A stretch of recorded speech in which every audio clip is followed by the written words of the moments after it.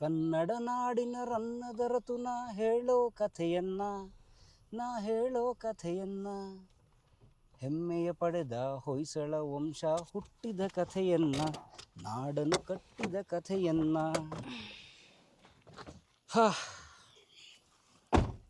ನಮಸ್ಕಾರ ಸ್ನೇಹಿತರೆ, ಕನ್ನಡಿಗರ ಎಲ್ರಿಗೂ, ಕಲಾ ಮಾಧ್ಯಮದ ವೀಕ್ಷಕರೆಲ್ರಿಗೂ ನಮಸ್ಕಾರ, ಧನ್ಯವಾದ. ಮೊದಲು ನಾನು ನಿಮಗೆ ಹೇಳಬೇಕು, ನಾನು ಸವಿತಾ ಇಬ್ಬರು ಅದಕ್ಕೆ ಒಂದು ವಿಶೇಷವಾದಂಥ ವಿಡಿಯೋನ ಈ ಒಂದು ಸುಂದರವಾದ ಪರಿಸರದ ಮಧ್ಯದಲ್ಲಿ ಮಾಡ್ತಾ ಇದ್ದೀವಿ.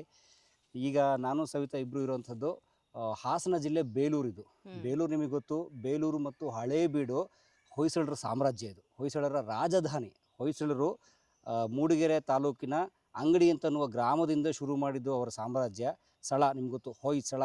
ಅವರ ಗುರುಗಳು ಸುದತ್ತಾಚಾರ್ಯರು ಸ್ಥಳ ಹೋಗು ಹುಲಿ ಬಂತು ಹೊಡಿ ಅಂತ ಹೇಳಿದ್ದೆ ಹೊಯ್ಸಳ. ಅಲ್ಲಿಂದ ಹೊಯ್ಸಳ ಸಾಮ್ರಾಜ್ಯ ಶುರುವಾಗಿ ಅಂಗಡಿ ಗ್ರಾಮದಿಂದ ನಂತರ ಅದು ಇಲ್ಲಿ ಹಳೇಬೀಡಿಗೆ ಬಂತು. ಹಳೇಬೀಡು ಅವ್ರ ಸಾಮ್ರಾಜ್ಯ ರಾಜಧಾನಿ. ಆನಂತರ ಮಲ್ಲಿಕಾಫುರ್ ದಾಳಿ ನಂತರ ಅದು ಬೇರೆ ಕಡೆಗೆ ಹೋಯಿತು, ಅದಕ್ಕೆ ಇತಿಹಾಸ. ಆದರೆ ಅಂತಹ ಒಂದು ಐತಿಹಾಸಿಕವಾದಂತಹ ಮಹತ್ವ ವಿಶೇಷ ಇರುವಂತಹ ಈ ಊರಿಗೆ ನಾನು ಮತ್ತು ಸವಿತಾ ಬಂದಿದ್ದೇವೆ.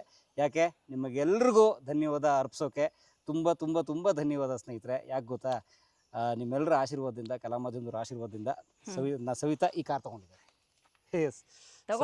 ತಗೊಂಡಿದ್ದಾಳೆ ಎಲ್ಲ ತಗೊಂಡಿದ್ದೀವಿ ಇಬ್ರು ಸೇರಿ. ಹೌದು, ಅಭಿನಂದನೆ ಸವಿತಾ. ಥ್ಯಾಂಕ್ ಯು, ನಿಮಗೂ ಅಭಿನಂದನೆ. ಥ್ಯಾಂಕ್ಸ್. ಇದು ನಿನ್ನೆ ತಾನೇ ನಾವು ಮಾರುತಿ ಸುಜುಕಿ ನೆಕ್ಸಾ ಶೋರೂಮ್ ಬೆಂಗಳೂರಿಂದ ನಾವು ಡೆಲಿವರಿ ತೊಗೊಂಡ್ವಿ. ಇದು ಮಾರುತಿ ಸುಜುಕಿ ಜಿಮ್ನಿ ಅಂತ ವೆಹಿಕಲ್. ಇದು Maruti Suzuki Jimny of road vehicle. 4x4 ಅಥವಾ 4x4 ಅಂತಾರಲ್ಲ, ಅಂದರೆ 4 ವೀಲ್ ಡ್ರೈವ್ ವೆಹಿಕಲ್ಲು. ಆಫ್ ರೋಡ್ಸ್ಗೆ ತುಂಬ ಚೆನ್ನಾಗಿ ವರ್ಕ್ ಆಗುತ್ತೆ. ಜಪಾನ್ನಲ್ಲಿ ತುಂಬ ಫೇಮಸ್ ಆಗಿರೋ ಕಾರ್ ಇದು. ಜಪಾನ್ನಲ್ಲಿ ತುಂಬ ಫೇಮಸ್, ಅಲ್ಲಿ ತುಂಬ ಅದ್ಭುತವಾಗಿ ಓಡುತ್ತೆ. ಆದರೆ ಭಾರತದ ರಸ್ತೆಗಳಲ್ಲಿ ತುಂಬ ಕಡಿಮೆ ಕಾಣುತ್ತೆ. ಆದರೆ ನಾವು ಇದನ್ನೇ ತಗೊಳ್ಳೋ ಕಾರಣ ಏನು ಗೊತ್ತಾ?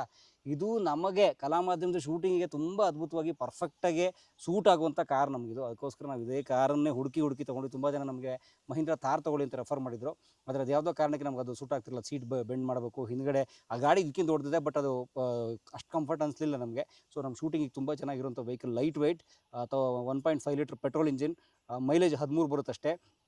ಆದರೆ ಈ ವೆಹಿಕಲ್ ಇರಲಿ ಅಂತ ತೊಗೊಂಡಿದ್ದೀವಿ. ಸೊ ಹಾಗಾಗಿ ಜೊತೆಗೆ ಸಿಟಿಗೂ ಕೂಡ, ಬೆಂಗಳೂರು ಮತ್ತು ಬೇರೆ ಸಿಟಿಗಳಲ್ಲಿ ನಾವು ಜಾಸ್ತಿ ಶೂಟಿಂಗ್ ಮಾಡೋದ್ರಿಂದ ಸಿಟಿಗಳಲ್ಲೂ ಕೂಡ ಪಾರ್ಕಿಂಗ್ ಇಶ್ಯೂ ಇದೆ. ನೀಟಾಗಿ ಒಂದು ಕಡೆ ಕಾಂಪ್ಯಾಕ್ಟಾಗಿ ಕೂತ್ಕೊಂಡ್ಬಿಡುತ್ತೆ ಈ ಗಾಡಿ. ಸೊ ಆ ಥರದ ವೆಹಿಕಲ್ ಆಗಿರೋ ನಮ್ಗೆ ತುಂಬ ಇದು ಇಷ್ಟ ಆಯ್ತು, ಈ ಗಾಡಿ ತೊಗೊಂಡಿದ್ದೀವಿ. ಸೊ ಏನು ಸವಿತಾ?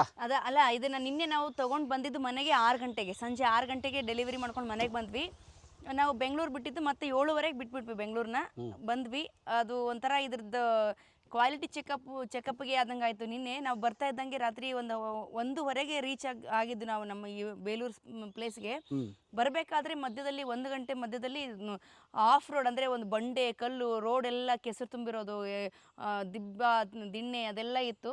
ಅದನ್ನೆಲ್ಲ ಕರೆಕ್ಟಾಗಿ ನಮ್ಮನ್ನು ಸೇಫಾಗಿ ಕರ್ಕೊಂಬಂತು. ಒಂದು ಸ್ವಲ್ಪ ಭಯ ಆಗಿತ್ತು. ನಮ್ಮ ಹಳೆ ಕಾರಲ್ಲಾಗಿದ್ದರೆ ಭಯ ಆಗ್ತಿತ್ತು, ಯಾಕಂದರೆ ಆ ಥರ ಇತ್ತು ರೋಡು. ಆದರೆ ಇದು ನಮ್ಮನ್ನ ಸೇಫ್ಟಿಯಾಗಿ ಕರ್ಕೊಂಬಂತು. ಆಮೇಲೆ ಇದಕ್ಕೆ ನಾವು ಹೊಸದು ಹೆಸರು ಕೊಟ್ಟಿದ್ದಾರೆ, ಪರಮು ಮತ್ತು ನಮ್ಮ ಪರಮ ಅವ್ರ ಫ್ರೆಂಡ್ ಶಿವರಾಜ್ ಅವರು. ಇದಕ್ಕೆ ಗಂಗಾ ಮತ್ತು ನಾಗವಲ್ಲಿ ಅಂತ, ಅಂದರೆ 4 ವೀಲ್ ಡ್ರೈವ್ ಇದೆಯಲ್ಲ, ಸುಮ್ಮನೆ ತಮಾಷೆಗೆ. ಗಂಗಾ ಅಂದರೆ ನಾರ್ಮಲ್ 2 ವೀಲ್ ಡ್ರೈವ್ ಮಾಡುವಾಗ ಗಂಗಾ ಆಗಿ ಇರ್ತಾಳೆ. 4 ವೀಲ್ ಡ್ರೈವ್ ಅಂದರೆ ರೊಚ್ಚಿಗೆದ್ರೆ ದೊಡ್ಡ ಬಂಡೆಗಳನ್ನೆಲ್ಲ ದಾಟಬೇಕು ಅಂತ ಆದಾಗ ಅದು 4 ವೀಲ್ಗೆ ಹಾಕ್ತಾರಲ್ಲ, ಆಗ ಅದು ನಾಗವಲ್ಲಿ ಆಗಿ ಬದಲಾವಣೆ ಆಗುತ್ತೆ ಅಂತ.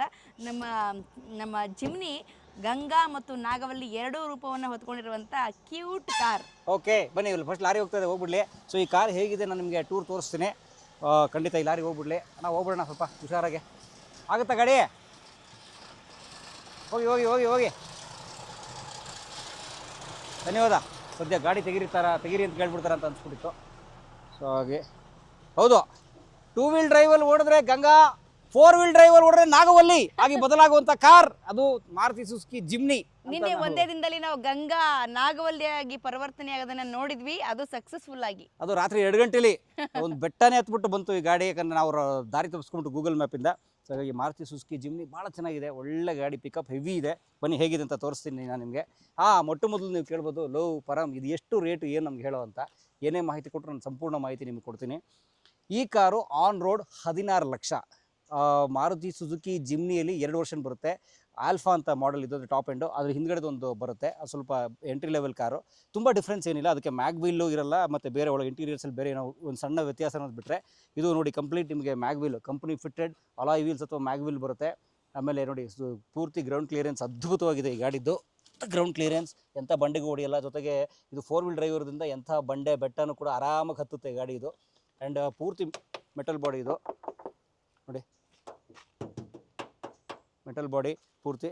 ಆಮೇಲೆ ಬನ್ನಿ ಇಲ್ಲಿ 4 ಡೋರ್ ವೆಹಿಕಲ್ಲು ನೋಡಿ ನಿಮಗೆ, ಅಲ್ಲ ಸಾರಿ 5 ಡೋರು, 4 ಡೋರ್ ಪ್ಲಸ್ ಹಿಂದ್ಗಡೆದೊಂದು ಡೋರ್ ಇದೆ, 5 ಡೋರು. ಸೊ ಬನ್ನಿ ಇಲ್ಲಿ ತೋರಿಸ್ತೀನಿ ನಿಮಗೆ ನೋಡಿ. ನಾವು ಇದನ್ನು ಒಂದೇ ದಿನಕ್ಕೆ ಹಳೆ ಕಾರ್ ಮಾಡಿಬಿಟ್ಟಿದ್ದೀವಿ, ಜಸ್ಟ್ ಒಂದು ದಿವಸದಲ್ಲೇ ಎತ್ಕೊಂಬಂದು. ತುಂಬ ಜನ ತೊಗೊಂಡು ಪೂಜೆ ಗೀಜೆ ಎಲ್ಲ ಮಾಡ್ತಾರೆ. ನಾವು ಶೋರೂಮಲ್ಲೇ ಪೂಜೆ ಮಾಡಿಬಿಟ್ವಿ, ಅಲ್ಲಿ ಪೂಜೆ ಮಾಡಿ ತೊಗೊಂಡು ಸೀದಾ ನಾವು ಬೇಲೂರಿಗೆ ಬಂದಿದ್ದೀವಿ. ಸೊ ಇಲ್ಲೊಂದು ಶೂಟ್ ಇತ್ತು ಅನ್ನೋ ಕಾರಣಕ್ಕೆ. ಸೊ ಚೆನ್ನಾಗಿದೆ, ತುಂಬ ಜನಕ್ಕೆ ಅನಿಸುತ್ತೆ ಪರಮ್ ನೀನು RD ಇಟ್ಟಿದೆಯಾ ನಿನಗೆ ಆಗುತ್ತಾ ಅಂತ. ನೋಡಿ ಎಷ್ಟು ಚೆನ್ನಾಗಾಗುತ್ತೆ, ಏನು ಪ್ರಾಬ್ಲಮ್ ಇಲ್ಲ, ಸಖತ್ತಾಗುತ್ತೆ. ಇದು ನಾನು ಇಷ್ಟು ಸೀಟ್ ಹಿಂದೆ ಹಾಕೊಂಡು ಕೂತ್ಕೊಂಡ್ರು ಹಿಂದ್ಗಡೆ ಇರೋರು ಕೂಡ ಆರಾಮಾಗಿ ಕೂರ್ಬೋದು. ಇದು 4 ಜನಕ್ಕೆ ಮಾತ್ರ ಆಗುತ್ತೆ, 5 ಜನಕ್ಕೆ ಖಂಡಿತ ಆಗಲ್ಲ, 4 ಜನಕ್ಕೆ ಮಾತ್ರ ಆಗುವಂಥದ್ದು. ನಾವು ಶೂಟ್ಗೆ ಹೋದ್ರೂ ಕೂಡ 4 ಜನನೇ ಹೋಗುವಂಥದ್ದು. ಎಷ್ಟೋ ಸಲ ಮ್ಯಾಕ್ಸಿಮಮ್ ನಾನು ನನ್ನ ಕ್ಯಾಮ್ರಾಮನ್ ಇಬ್ಬರೇ ಹೋಗ್ತೀವಿ. ಸೊ ಹಾಗಾಗಿ ಇದು ಮಾರುತಿ ಸುಜುಕಿ ಜಿಮ್ನಿ. ಇಲ್ಲಿ ತುಂಬ ಅಂದರೆ ಕಂಪ್ನಿ ಫಿಟ್ಟೆಡ್ಡು, ನಿಮಗೆ ಸ್ಕ್ರೀನ್ ಬರುತ್ತೆ, AC ಒಳ್ಳೆ ಚಿಲ್ಡ್ AC ಇದೆ. ಹಾಗಾಗಿ ಮೈಲೇಜ್ ಮಾತ್ರ 13 ಬರುತ್ತೆ ಪೆಟ್ರೋಲಿಗೆ. ಆಮೇಲೆ ನಿಮ್ಮ ಮೊಬೈಲೆಲ್ಲ ಇಟ್ಕೊಳ್ಳೋಕ್ಕೆ ಹೋಲ್ಡರ್ಸ್ ಇದೆ. ಸೊ ಆ ಥರದ್ದು ಇದು ಮಾರುತಿ ಸುಜುಕಿ ಜಿಮ್ನಿ ಇದು. ಆ್ಯಂಡ್ ಬನ್ನಿ ನಿಮಗೆ ಇಲ್ಲಿ ಬರೀ 4 ವೀಲ್ ಡ್ರೈವ್ ತೋರಿಸಿ ಶಿವರೇ, ಬನ್ನಿ ಇಲ್ಲಿ ಇದೆ ಗಂಗಾ. ಇದು ಅಂದರೆ ಈ ಗೇರ್ ಇದೆಯಲ್ಲ ರೆಗ್ಯುಲರ್ ಗೇರು, ಈ 5 ಗೇರ್ ಪ್ಲಸ್ ಒಂದು 6 ಗೇರ್ದು ಇದು ಗಂಗಾ. ಇಲ್ಲಿ ನೋಡಿ ನಾಗವಲ್ಲಿ ಇಲ್ಲಿದ್ದಾಳೆ, ನಾಗವಲ್ಲಿ. ಇದು 2 ವೀಲ್ ಡ್ರೈವಲ್ಲಿದೆ. ಈಗ ರೆಗ್ಯುಲರ್ ನೀವು ಆಫ್ ರೋಡ್ ಅಲ್ಲದೆ ಇದ್ದರೆ 2 ವೀಲ್ ಡ್ರೈವಲ್ಲೇ ಓಡಿಸ್ತಿರ್ತೀರಿ. ಬೇಕಾ ಸ್ವಲ್ಪ ಆಫ್ ರೋಡ್ ಬಂತಾ 4 ವೀಲ್ ಡ್ರೈವ್ ಹಾಕಿದ್ರಿ, ಎಕ್ಸ್ಟ್ರೀಮ್ ಆಫ್ ರೋಡ್ ಬಂತಾ ಒತ್ತಿ ಹೆವಿ ಆಫ್ ರೋಡು. ಸೊ ನಾಗಬಲಿ ಇನ್ ಭರತನಾಟ್ಯ ಮಾಡೋದು, ಭರತನಾಟ್ಯ ರಾರಾ ಧರ್ ಸಕುರಾರ ಅಂತ ನಾವು ಬೇರೆ ಹುಡುಕಿ ರೆಡ್ ಕಲರ್ ತೊಗೊಂಡಿದ್ವಿ, ಸೇಮ್ ನಾಗಬಲಿ ಥರದ್ದೇ. ಸೊ ಹಾಗಾಗಿ ಆ ಥರದ ಕಾರು. ಆಮೇಲೆ ಹಿಂದ್ಗಡೆ ತೋರಿಸ್ಬೋದು, ತೆಗಿರಿ. ಹಾಂ, ಹಿಂದ್ಗಡೆ ಕಂಫರ್ಟೇಬಲ್ ಆಗಿದೆ ಇಬ್ಬರು ಕೂತ್ಕೊಳ್ಳೋಕ್ಕೆ. ಸೊ ನಿನ್ನೆ ರಾತ್ರಿ ಸವಿತಾ ಅಲ್ಲೇ ಕೂತಿದ್ರು 6 ಅವರ್ಸು. ಹೇಗನ್ನಿಸ್ತು? ಇಬ್ರು ದೊಡ್ಡವ್ರು ಕೂತ್ಕೋಬಹುದು, ಇಲ್ಲ ಅಂತಂದ್ರೆ ಒಬ್ರು ದೊಡ್ಡವರು ಇಬ್ರು ಚಿಕ್ಕ ಮಕ್ಕಳು ಕೂತ್ಕೋಬಹುದು ಕಂಫರ್ಟೇಬಲ್ ಆಗಿ. ಸೊ ಅಷ್ಟು ನೀಟಾಗಿದೆ ಕಾರ್ ಇದು. ಸೊ ಆ ಥರ. ಆಮೇಲೆ ಈ ಕಡೆ ಬನ್ನಿ, ಇಲ್ಲಿ ಇದು ನಂಗೆ ತುಂಬ ಇಷ್ಟ ಆಗಿದೆ. ಯಾವ್ದು ಗೊತ್ತಾ ಇದರಲ್ಲಿ ಇದೆ, ಈ ಜಾಗನೇ ಆ್ಯಕ್ಚುಲಿ. ನಿಮ್ಗೊಂದು ಎಕ್ಸ್ಟ್ರಾ ಸ್ಟೆಪ್ನಿ ಅಂತೂ ಬಂದೇ ಬರುತ್ತೆ, ಅದರಲ್ಲೇನು ವಿಶೇಷ ಇಲ್ಲ. ಜಿಮ್ನಿ ಆಲ್ ಗ್ರಿಪ್ ಅಂತ, ಇದು ಆಲ್ ಗ್ರಿಪ್ ಮಾಡಲು. ಇದಕ್ಕಿನ್ನೂ ಆಕ್ಸರೀಸ್ ಹಾಕ್ಸ್ಬೇಕು. ಇದಕ್ಕೆ carrier, ladder, front back bumper guards ಅದೆಲ್ಲ ಹಾಕಿಸ್ತೀನಿ ನಾನು. ನೋಡಿ ತೆಗಿರಿ, ನೋಡಿ ಬನ್ನಿ ಶಿವ ತೋರಿಸಿ. ನೋಡಿ ಇಷ್ಟು ಜಾಗ ಇದೆ ನೋಡಿ, ತುಂಬ ಆ್ಯಕ್ಚುಲಿ ಒಳ್ಳೆ ಸೈಜ್, ಅಂದರೆ ಜಾಗ ಲಗೇಜೆಲ್ಲ ಇಟ್ಕೊಳ್ಳೋಕ್ಕೆ ಒಳ್ಳೆ ಜಾಗ. ನಾವು ನಿನ್ನೆ ನೋಡಿ ಕ್ಯಾಮ್ರಾ ಬ್ಯಾಗು, ಇನ್ನೊಂದು ಬ್ಯಾಗು, ಆಮೇಲೆ ನಮ್ಮ ಜೊತೆಗೆ ಜೊತೆಗೆ ನಮ್ಮ ಸವಿತನ ರಿಲೇಟಿವ್ ಹುಡುಗಿ ಒಂದು ಬಂದಿದೆ. ಸೊ ಅವ್ರ ಬ್ಯಾಗ್ ಎಲ್ಲ ಸೇರಿ ಒಂದು 4 ಬ್ಯಾಗ್ ತೊಗೊಂಬಂದ್ವಿ. ಸೊ ಹಾಗಾಗಿ ಅದೇನು ತೊಂದರೆ ಆಗದೆ ಆರಾಮಾಗಿ ಬಂತು. ನಮ್ಮ ಕೃಷ್ಣ, ನಮ್ಮ ಮಗ, ಆ ಬ್ಯಾಗ್ ಮೇಲೆ ಕೂತ್ಕೊಂಡ್ಬಿಟ್ಟಿದ್ದೆ ನೀನು ಆ್ಯಕ್ಚುಲಿ. ಸೊ ಆ ಥರದ್ದೆಲ್ಲ ಇದೆ. Very good car.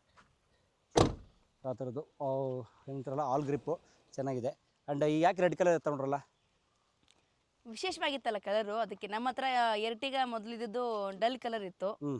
ಪರಮ್ ಯಾರಿಗಾದ್ರೂ ಅಡ್ರೆಸ್ ಹೇಳ್ಬೇಕಾದ್ರೆ ನಿಮ್ಮ ಕಾರ್ ಕಲರ್ ಯಾವುದು ಅಂದ್ರೆ ಕಕ್ಕಸ್ ಕಲರ್ ಇದೆ ಕಾರು ಅಂತಿದ್ರಲ್ಲ, ಹಂಗೆ ಹೇಳ್ತಿದ್ರು ಕಾಮಿಡಿಗೆ. ಅದಕ್ಕೆ ಇದು ಡಿಫ್ರೆಂಟ್ ಆಗಿರ್ಲಿ ಒಂಚೂರು ಅಂತ ಹೇಳಿ ರೆಡ್ ಕಲರ್ ತಗೊಂಡಿದ್ವಿ. ಇದ್ರಲ್ಲಿ ಥಾರಲ್ಲಿ ಒಂದು 4 ಕಲರ್ ಬರುತ್ತಲ್ಲ. ಹೌದು, ವೈಟ್ ಬರುತ್ತೆ, ಬ್ಲ್ಯಾಕ್ ಬರುತ್ತೆ, ಒಂದು ಸ್ವಲ್ಪ ಗ್ರೇ, ಒಂದು ಸ್ವಲ್ಪ ಬ್ಲೂ ಬರುತ್ತೆ. ಆಮೇಲೆ ಒಂದು ಯಾವುದೋ ಯೆಲ್ಲೋ ಕಲರ್ ಇದೆ, ಒಂಥರ ಗ್ರೀನ್ ಆ್ಯಂಡ್ ಯೆಲ್ಲೋ ಥರದ್ದು ಅದಿದೆ. ಅದು ಬಿಟ್ಟರೆ ರೆಡ್ ನಮಗಿದೆ ಇರಲಿ ಅಂತ ರೆಡ್. ಬ್ಲ್ಯಾಕ್ ಕಲರ್ ಟಾಪ್ ಬರುತ್ತೆ, ಅದು ಬಿಟ್ಟರೆ ಕೆಂಪು ಕಲರ್ ದೇಹ ಬರುತ್ತೆ. ಸೊ ಆ ಥರದ್ದು. ಇದಕ್ಕಿನ್ನೂ ತುಂಬ ವರ್ಕ್ ಇದೆ, ಸುಮಾರು ಇನ್ನೊಂದು 2 ಲಕ್ಷ ರೂಪಾಯಿ ಅಷ್ಟು. ಇದಕ್ಕೆ ಟೂಲ್ಸು, ಆಕ್ಸರೀಸ್ ಹಾಕ್ಸ್ಬೇಕು, ಅದು ಹಾಕ್ಸ್ತೀವಿ. ಅದೆಲ್ಲ ಬಿಡಿ, ಎಲ್ಲಕ್ಕಿಂತ ಭಾಳ ಮುಖ್ಯವಾಗಿ ಈ ವಿಡಿಯೋ ಮಾಡುತ್ತಿರೋ ಪರಮ ಉದ್ದೇಶವೇ ನಿಮಗೆ ಕೈ ಮುಗಿದು ಶಿರಸಾಷ್ಟಾಂಗ ನಮಸ್ಕಾರ ಮಾಡಲಿಕ್ಕೆ. ಯಾಕೆ ಗೊತ್ತಾ?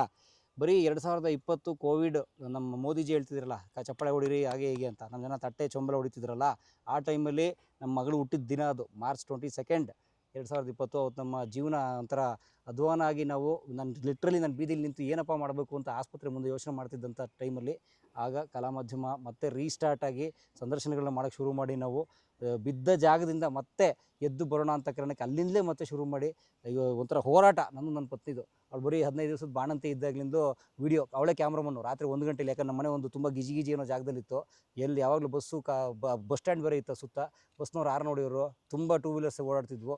ಆದರೆ ಎಲ್ಲರೂ ಮಲ್ಕೊಂಡ ಮೇಲೆ 11 ಗಂಟೆ ಆಗ್ಬಿಡೋದೆಲ್ಲ ಮಲ್ಕೊಳ್ಳೋಕ್ಕೆ. 11 ಗಂಟೆಯಿಂದ ಬೆಳಗಿನ ಜಾವ 2 ಗಂಟೆವರೆಗೂ ನಾವು ಶೂಟ್ ಮಾಡ್ತಿದ್ವಿ. 15 ದಿನದ ಮಗುನ ಮಲಗಿಸಿ ಇವಳು ಕ್ಯಾಮ್ರಾ ವರ್ಕ್ ಮಾಡೋಕ್ಕೆ ಬರ್ತಾಯಿದ್ಲು. ಸೊ ಅದರದ್ದು ನಾವು ಮನೇಲೇ ವಿಡಿಯೋ ಮಾಡೋಕ್ಕೆ ಶುರು ಮಾಡಿದ್ವಿ. ಯಾಕಂದ್ರೆ ಕೋವಿಡ್ ಇತ್ತು, ಹೊರಗಡೆ ಓಡೋಕ್ಕಾಗ್ತಿರ್ಲಿಲ್ಲ. ಸಂದರ್ಶನ ಮಾಡೋಕ್ಕೆ ಅವಕಾಶ ಸಿಕ್ಕ ಮೇಲೆ ನಾವು 2 ವೀಲರ್, ನಾನು ನನ್ನ ಕ್ಯಾಮ್ರಾಮನ್ ರವಿರಾಜು ಇಡೀ ಬೆಂಗಳೂರಿನ 2 ವೀಲರ್ ಓಡಾಡಿ ಸುಮಾರು ದಿನ ಒಂದು 50-60 ಕಿಲೋಮೀಟರ್ ಓಡ್ತಿದ್ವಿ 2 ವೀಲರ್ ಇಟ್ಕೊಂಡು. ಸೊ ಆ ಊರು ಈ ಊರು ಎಲ್ಲ ಓಡಾಡಿ, ಕೋವಿಡ್ ಇದ್ರೂ ಕೂಡ ಹೆಂಗೋ ಸತ್ತೋಗ್ತೀವಿ ಊಟ ಇಲ್ಲದೆ, ಕೋವಿಡ್ ಬಂದಾರು ಸತ್ತೋಗ್ಬಿಡೋಣ ಅಂತೇಳಿ ಒಂಥರ ಬಂಡು ಬಿದ್ದು ನಾವು ಓಡಾಡಿ ಮಾಡ್ತಿದ್ವಲ್ಲ ನಾವು. ಸೊ ಹಂಗಾಗಿ ಅದೆಲ್ಲವನ್ನು ಸಾಧ್ಯ ಆಗಿಸಿ ಕನ್ನಡಿಗರು ನೀವು ನಮ್ಮನ್ನ ಮೇಲಕ್ಕೆತ್ತಿ ಆ ವಿಡಿಯೋಗಳನ್ನ ನೋಡಿ, ಸಂದರ್ಶನಗಳನ್ನ ನೋಡಿ ನೀವು ಇನ್ಸ್ಪೈರ್ ಆಗಿ ಕನ್ನಡಕ್ಕೆ ಒಳ್ಳೆ ಕೆಲಸ ಮಾಡ್ತಿದ್ರಿ ಅಂತೆಲ್ಲ ಹೇಳಿ ಹರಿಸಿ ಆಶೀರ್ವದಿಸಿ ಅದನ್ನು ಸ್ವಲ್ಪ ಅನ್ನ ಸಿಗೋಂಗೆ ಮಾಡಿ, ಬಾಡಿಗೆ ಕಟ್ಕೊಳ್ಳೋಂಗೆ ಮಾಡಿ, ಜೊತೆಗೆ ನಮಗೊಂದು ಮನೆ ಕೂಡ ಕೊಡಿಸಿದ್ರಿ ನೀವು. ಜೊತೆಗೆ ಒಂದು ಕಾರು, ಒಂದು ಹಳೆ ಎರ್ಟಿಗಾ ಬೇರೆ ಇದೆ, 2020 ಅಕ್ಟೋಬರಲ್ಲಿ ತೊಗೊಂಡಿದ್ದು. ಸೊ ಅದು ಕೂಡ ನಮ್ಮ ಕಾರು, ನಾನು ಅದು ಮಾರಕ್ಕೆ ಹೋಗಿಲ್ಲ. ತುಂಬ ಜನ ಅಂದರು ಹಳೆ ಎರ್ಟಿಗಾ ಮಾರ್ಬಿಡು ಹೊಸ ತಗೊಂತ. ಹಳೇದು ಮಾರೋ ಕಾನ್ಸೆಪ್ಟೇ ಇಲ್ಲ. ನಾನು ತೊಗೊಂಡ ಫಸ್ಟ್ ಕ್ಯಾಮ್ರಾಯಿಂದ ಎಲ್ಲ ಇಟ್ಟಿದ್ದೀನಿ, ಗೊತ್ತಾಗ್ತಿದ್ಯಾ? ಹಳೆ ಕಾರ್ ನಾನು ಮಾರಲ್ಲಪ್ಪ, ಇದು ಬಂಗಾರ ಥರ ಅಂತ ಇಟ್ಟಿದ್ದೀನಿ ನಾನು ಅದನ್ನು. ಇದು ನಮಗೆ ತುಂಬ ಕಡೆ ಕಚ್ಕೊಂಡ್ಬಿಡ್ತಿತ್ತು ಹೊರಗಡೆ ಹೋದಾಗ. ಸೊ ಹಂಗಾಗಿ ಕಾರ್ ಬೇಕಾಗಿತ್ತು. ಹಾಗಾಗಿ ನಿಮ್ಗೆ ತುಂಬ ಧನ್ಯವಾದ. ಕನ್ನಡಿಗರನ್ನ ಪ್ರೀತಿಸಿದ್ರೆ, ಕನ್ನಡಿಗರಿಗೆ ಒಳ್ಳೆ ಕೆಲಸ ಮಾಡಿದ್ರೆ, ಕನ್ನಡಿಗರಿಗೆ ಅವರ ಬದುಕಿಗೆ ಬೇಕಾಗಿರುವಂಥ ವೀಡಿಯೋ ಕೊಟ್ಟರೆ ಹೇಗೆ ನಮ್ಮನ್ನು ಕಾಪಾಡ್ತಾರೆ, ಹೇಗೆ ಅವ್ರು ನಮ್ಮನ್ನು ಆಶೀರ್ವದಿಸ್ತಾರೆ ಅನ್ನೋಕ್ಕೆ ನಾವು ಒಂದು ಸಾಕ್ಷಿ. ನಿಮ್ಮ ಏನಂತಾರೆ, ನಿಮ್ಮ ಅನುಯಾಯಿಗಳು ನಾವು. ಜೊತೆಗೆ ನನಗೆ ಈ 6 ವರ್ಷದ ಅನುಭವದಲ್ಲಿ ಆಗಿದ್ದು ಅಂತ ಹೇಳ್ಬೋದಂದರೆ, ನಾವೇನು ಅಂದರೆ ತುಂಬ ಮಿಡಲ್ ಕ್ಲಾಸ್ ಫ್ಯಾಮಿಲಿಯಿಂದ ಬಂದಂಥವ್ರಿ ನಾವಿಬ್ಬರು ಕೂಡ. ನಾವೇ ಒಂದು ಬದುಕು ಕಟ್ಕೊಳಕ್ಕೆ ಶುರು ಮಾಡಿದಾಗ, ಅಂದರೆ ಅದಕ್ಕೇನು ಹಿನ್ನೆಲೆ ಇರಬೇಕು ಅಥವಾ ದುಡ್ಡು ಇರಲೇಬೇಕು ಇಲ್ಲಾಂದ್ರೆ ಆಗಲ್ಲ ಅನ್ನೋ ಟೈಮಲ್ಲಿ ನಮಗಾಗದ ಎಕ್ಸ್ಪೀರಿಯೆನ್ಸ್ ಇದು. ಕಷ್ಟಪಟ್ಟು ದುಡಿದ್ರೆ, ಈಗಿನ ಕಾಲದಲ್ಲಿ ಕಷ್ಟಪಟ್ಟು ದುಡಿದ್ರೆ, ಸೋಂಬೇರಿ ಆಗದೇನೆ ಕಷ್ಟಪಟ್ಟು ಒಂದು ವಿಷಯದಲ್ಲಿ ಆಳವಾಗಿ ಅಧ್ಯಯನ ಮಾಡಿ ಅದರಲ್ಲೇ ಕೆಲಸ ಮಾಡ್ಕೊಂಡು ಹೋದರೆ ಎಲ್ಲ ವ್ಯಕ್ತಿಗಳು ಸಕ್ಸಸ್ ಆಗ್ತಾರೆ. ಎಲ್ರೂ ಒಂದು ಒಳ್ಳೆ ಏನು ತಮಗೆ ಅನುಕೂಲವಾಗುವಂಥ ಬದುಕನ್ನು ಬದುಕೋಕ್ಕೆ ಸಾಧ್ಯ ಆಗುತ್ತೆ ಅನ್ನೋದು ನಮ್ಮ ಉದಾಹರಣೆ, ನಾವಿರುವಂಥ ಉದಾಹರಣೆ ಅದು. ಇದು ಹೇಳಕ್ಕೆ ಇಷ್ಟಪಡ್ತೀನಿ. ಜೊತೆಗೆ ನಾವು ಕಾರ್ ತಗೊಂಡು ಈಗ ಬೇಲೂರಿಗೆ ಬಂದಿದ್ದೀವಿ. ಬೇಲೂರಿನಲ್ಲಿ ಚೆನ್ನಕೇಶವ ದೇವಾಲಯ, ಬೇಲೂರಿನ ಚೆನ್ನಕೇಶವ ದೇವಸ್ಥಾನಕ್ಕೆ ಹೋಗಿ ನಮ್ಮ ಮಕ್ಕಳಿಗೆ ಅದರ ನಮ್ಮ ರಚನೆ, ವಾಸ್ತುಶಿಲ್ಪ, ಅದನ್ನೆಲ್ಲ ಅದರ ಹಿನ್ನೆಲೆ, ಹೊಯ್ಸಳರ ಕಥೆ ಎಲ್ಲ ಹೇಳಬೇಕು ಅಂತಿದೆ. ನಿಮಗೂ ಒಂದಿನ ವಿಡಿಯೋ ಮಾಡಿ ತೋರಿಸ್ತೀವಿ. ತುಂಬ ಅದ್ಭುತವಾಗಿದೆ. ಅಲ್ಲಿ ಕುವರ ಲಕ್ಷ್ಮಣನ ಈ ಶಾಸನ ಇದೆ, ನಾವು ವಿಡಿಯೋ ಮಾಡಿ ನಿಮ್ಗೆ ಹಾಕಿದ್ವಿ. ಸೊ ಆ ಥರದ್ದು ಒಂದು ಒಳ್ಳೆ ಪ್ರದೇಶ, ಹೊಯ್ಸಳರು ಕಟ್ಟಿದಂಥದ್ದು ಗುಡಿಗಳು. ಹೊಯ್ಸಳ ವಾಸ್ತುಶಿಲ್ಪ ನಾವು ಸೆಲೆಬ್ರೇಟ್ ಮಾಡಬೇಕು. ನಾವು ಯಾರ್ಯಾರ್ದು ಸೆಲೆಬ್ರೇಟ್ ಮಾಡ್ತೀವಿ.